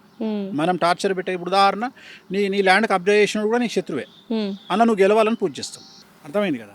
అట్లనే నిన్ను ఒకడు నీకు బాగా నరకంగా చూపిస్తున్నాడు. కొంతమంది ఉదాహరణ డివోర్స్ కావాలనుకునే భార్యకు భర్త శత్రువు, అంతే. అర్థమైందా? సో శత్రువు అనేటువంటి ఒక నిర్దిష్టమైన పద ప్రమాణం ఏం లేదు. సో శత్రువు మారుతూ ఉంటాడు. సో యాచక శత్రువు, బిచ్చగానికి బిచ్చగాడు శత్రువు అట. అట్లా ఏ వృత్తిలో ఉండేవాళ్ళు ఆ వృత్తిలో శత్రువులు. ఉదాహరణ బాలీవుడ్ తీసుకుంటే ప్రతి heroine almost all 90% black magic బాలీవుడ్లో జరుగుతుంది. సో నేను ఎక్కువగా రెమెడీ చేసేది బాలీవుడ్కి చేస్తాను. ఎందుకంటే బాలీవుడ్లో అసలు ఆల్మోస్ట్ ఆల్ 90% హీరోయిన్లు బ్లాక్ మ్యాజిక్ చేస్తారు. హీరోయిన్లు చేస్తారా? హీరోయిన్లకి చేస్తారు. హీరోయిన్లు అపోజిట్ హీరోయిన్లకి చేస్తారు. ఒక హీరోయిన్ ఏం చేస్తుంది అంటే ఆ హీరోయిన్ ఎదగకుండా బ్లాక్ మ్యాజిక్ చేస్తుంది. సిరీస్లే వచ్చినాయి కదా, రాజ్ 1, 2, 3 అవును, మొత్తం వాటి మీద లాస్ట్ నీళ్ళతో ప్రయోగం చేస్తారు, ఒక నీటితో ప్రయోగం చేస్తారు. సో నేను అనేది అదే చెప్తున్నా. సో బాలీవుడ్లో మొత్తం బ్లాక్ మ్యాజిక్ ఎక్కువ ఉంటుంది, విపరీతమైన బ్లాక్ మ్యాజిక్ ఉంటుంది బాలీవుడ్లో, అసలు భయంకరంగా ఉంటుంది. సో అక్కడ బ్లాక్ మ్యాజిక్ చేయించుకున్న వాళ్ళందరూ నా దగ్గరకు వస్తారు తీయించుకోవడానికి. చాలా వరకు ఏమనుకుంటారంటే వేణుస్వామి తెలుగు స్టేట్స్, నేను ఎక్కువ తెలుగు స్టేట్స్ కంటే సెలబ్రిటీలు నా దగ్గరకు వచ్చేది కర్ణాటక, తమిళనాడు, ఉత్తరప్రదేశ్ అండ్ బాంబే. సో ఇతర రాష్ట్రాల నుండి ఎక్కువగా నా దగ్గరకు వచ్చేవాళ్ళు నా దగ్గర చాలా ఎక్కువ వస్తారు. తెలుగు వాళ్ళు సెలబ్రిటీలు చాలా తక్కువ. అంటే సెలబ్రిటీలో కొంతమంది భయం ఏముంటుంది అంటే, కొంతమంది చేసే అడావిడి వల్ల వేణుస్వామి దగ్గరికి పోతే మనల్ని ఎవరైనా చూస్తాడేమో, అంటే రాంగ్ రెప్యుటేషన్ వచ్చేసింది అని భయపడుతుంటారా, బాధపడుతుంటారా ఎప్పుడైనా? అలా ఏముండదు. ఏం లేదమ్మా, నేను అసలు అదే చెప్తున్నా, నేను పట్టించుకోనవన్నీ. నేను అసలు ఇప్పుడు నేను ఒకటే నమ్ముతా. నేను ఎట్లా నమ్ముతా అంటే, ఇప్పుడు నేను ఉదాహరణ, నేను మా అమ్మను ఒక హాస్పిటల్కి తీసుకుపోతున్నా లోపలికి. మా అమ్మ కండిషన్ సీరియస్గా ఉంది, హాస్పిటల్ తీసుకుపోతున్నా. నేను తీసుకుపోయేటప్పుడు పక్కన డెడ్ బాడీ మీద ముసుగు కప్పి తీసుకొస్తారు బయటికి. ఇప్పుడు ఈ హాస్పిటల్లో ఒక పేషెంట్ చచ్చిపోయింది కాబట్టి మా అమ్మ కూడా చచ్చిపోతుంది, వీడు వేస్ట్ కాడు ఈ హాస్పిటల్ వాడు అని నేను వెనక్కి రావాలన్నా లోపలికి పోవాలన్నా? లోపలికే వెళ్ళాలి, దేవుడు హాస్పిటల్ నమ్ముకొని. తలకాయనోడు ఏం చేస్తాడు? లోపలికే పోతాడు. పోతాడు. సపోజ్ అట్లా కాకుండా బయటికే తీసుకుపోయాను అనుకో తల్లిని, చచ్చిపోతుంది కదా. నేను అంతే. నా దగ్గరికి నువ్వు రాకపోతే నాకు వచ్చిన నష్టం ఏం లేదు, వేరేటోడు వస్తాడు. నా అర్థమైంది. దగ్గరికి నువ్వు రాకపోతే వేరేటోడు వస్తాడు. నాకు నేను నా దగ్గరికి కొంతమంది మేధావులు చాలా మంది వచ్చి, స్వామి మా దగ్గర చాలా మంది క్లయింట్లు, నీది నువ్వు చూపించుకొని పో, వేరేటోని గురించి మాట్లాడకు, మన అపాయింట్మెంట్ దొరికినప్పుడు చూద్దాం, ఇక్కడ నేను ఖాళీ లేక కూర్చోలే. డెఫినెట్లీ. సో ఇంత బిజీగా ఉన్నారు కదా, మరి మిమ్మల్ని అప్రోచ్ చేయాలంటే బాగా, అంటే సామాన్యులకి బాగా కాస్ట్లీ, ఏం లేదు, సెలబ్రిటీ తెలుగు స్టేట్స్ లో అతి తక్కువ రెమ్యునరేషన్ తీసుకునేవాడిని నేను ఒక్కనే, జాతకానికి 6,000. నువ్వు నమ్ముతావా? మన దగ్గర 50,000 స్టార్టింగ్, మన దగ్గర 50,000 తెలుగు స్టేట్స్లో, రెండవది 30,000, మూడవది 16,000 ఆస్ట్రాలజర్స్.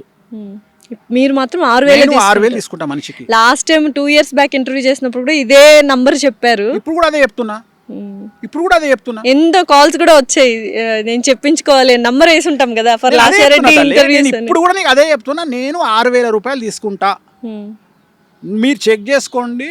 నాది 4th కింది నుండి పైన 50,000 తీసుకునేవాడు ఉన్నాడు, 30,000 తీసుకునేవాడు ఉన్నాడు, 16,000 తీసుకునేవాడు ఉన్నాడు. నేను 6,000 తీసుకుంటున్నా. కానీ నా బిల్డప్ జనాల్లో ఎట్లా ఫీల్ అవుతారంటే, వేణుస్వామి ₹1,00,000 తీసుకుంటాడు అన్నట్టు సీన్ క్రియేట్ అయింది. నేను తీసుకోను, నేను 6,000 తీసుకుంటా. రెండోది, అవసరమైతేనే పూజ రాస్తా. సాధ్యమైనంత వరకు నేను రాసే పూజలు కాళహస్తి, త్రయంబకేశ్వరు, లేకపోతే తిరునల్లారు, కామాఖ్య, ఇవే ఉంటాయి. నేను చేయాలి అంటే నిజంగానే నీకు అంత సీన్ ఉండి నువ్వు దాన్ని పెట్టుకోగలిగిన స్థాయి నీకు ఉంటేనే. ఉదాహరణ, నీ దగ్గర ఒక 100 కోట్లు ఉంటే నేను ఒక 5 లక్షల పూజ రాస్తా, నీ దగ్గర ఒక 10 కోట్లు ఉంటే నేను ఒక 5 లక్షల పూజ రాస్తా. అంత లేని వాళ్ళు ఎలా సార్? దానికి తగ్గట్టుగానే చేస్తాను. అందుకనే లేని వాళ్ళకు అందుబాటులో ఉండే పూజలే చెప్తా. మళ్ళీ ఏం చెప్తా, నువ్వు సెట్ అయినగా చేద్దామని చెప్తా. నా ఉద్దేశం ఏంటంటే, ఇప్పుడు బాయిలో ఉన్నోడిని ఫస్ట్ పడుకున్నోడిని లేపాలి, లేపినాక నిలబెట్టాలి, నిలబెట్టినాక నడిపించినాక పరిగెత్తించినాక ఇంకా ఏదైనా రేజ్ చేయాలి. అప్పుడు మీరు ఎంటర్ అవుతారు, మీరు చేయాలి పూజలు. ఫస్ట్ నేను ఏం చేస్తా అంటే, వాడిని పడుకున్నోని లేపుతా, లేపి నిలబెడతా, నడిపిస్తా, పరిగెత్తిస్తా, అప్పుడు నేను ఇన్వాల్వ్ అవుతా. నా మెంటాలిటీ ఇది. డైరెక్ట్గా పడుకున్నోని నువ్వు ఉరుకురా అని చెప్పా. సో ఫస్ట్ వాడిని సన్నద్ధం చేయాలి, వాడిని అందుకనే సన్నద్ధం చేస్తే వాడు ముందరకు వస్తాడు. అంతేగాని డైరెక్ట్గా వానికి ఆ మాట చెప్పినామనుకో వాడు కుంగిపోతాడు అంతే. సో అందుకని నేను చెప్పే నువ్వు అర్థం. ఇంకోటి ఏంటంటే, ఎందుకు ఇంత నెగిటివ్గా మాట్లాడతా అంటే, నేను ఎక్కువ నెగిటివ్ గురించి మాట్లాడతా. ఎందుకు మాట్లాడతా అంటే, నెగిటివ్ కటీబటీగా ఒకరి జీవితం గురించి చెప్పేస్తారు కాబట్టి, నెగిటివ్ కూడా చెప్పేస్తారు కాబట్టి చాలా రెప్యుటేషన్, ఫేమ్ అనేది దెబ్బతినింది అని నేను అనుకుంటున్నాను. అంటే అట్లేముండదు తల్లి, అట్లేముండదు. యాక్సెప్టెన్సీ ముఖ్యం. ఇప్పుడు డాక్టర్ దగ్గరికి పోయినాం, క్యాన్సర్ సిమ్టమ్స్తో పోయినాం.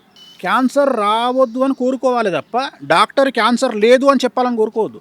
క్యాన్సర్ ఉంది అంటే తిట్టుకుంటాం మనం, అదే జరుగుతుంది. ఏంటంటే, క్యాన్సర్ ఉన్న తర్వాత ఎలా బ్రతకాలి, ఎలా ఫేస్ చేయాలి అనేది డిస్కషన్ చేయాలన్నది నా బాధ్యత, నా పద్ధతి. సో చాలా మంది ఏం చేస్తారంటే, క్యాన్సర్ వచ్చినా క్యాన్సర్ లేదు అని చెప్తారు. నేను ఆ టైపు కాదు. నేను సిమ్టమ్స్ని బట్టి, జాతకాన్ని బట్టి నీకు క్యాన్సర్ వస్తుంది అని చెప్తా. నేను చెప్పి దానికి సంబంధించిన రెమెడీ కూడా చేపిస్తున్నా.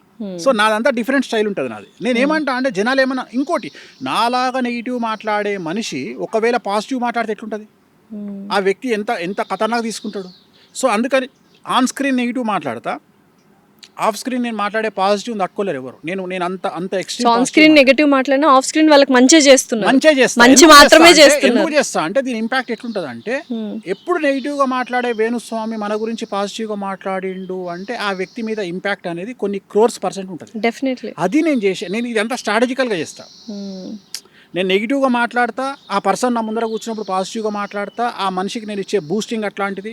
ఎందుకంటే నేను డీల్ చేసేది సెలబ్రిటీలతో డీల్ చేస్తాను కాబట్టి, సెలబ్రిటీ ఒక్కడు కాదు అక్కడ, సెలబ్రిటీ మీద ఆధారపడి ఉన్న కొన్ని 100 కుటుంబాలు, డెఫినెట్లీ సెలబ్రిటీల మీద ఆధారపడి ఉన్న కొన్ని 1000 కుటుంబాలు, వాళ్ళందరినీ దృష్టిలో పెట్టుకొని నేను కౌన్సిలింగ్ ఇస్తాను, వాళ్ళందరినీ దృష్టిలో పెట్టుకొని నేను పూజలు చేస్తాను.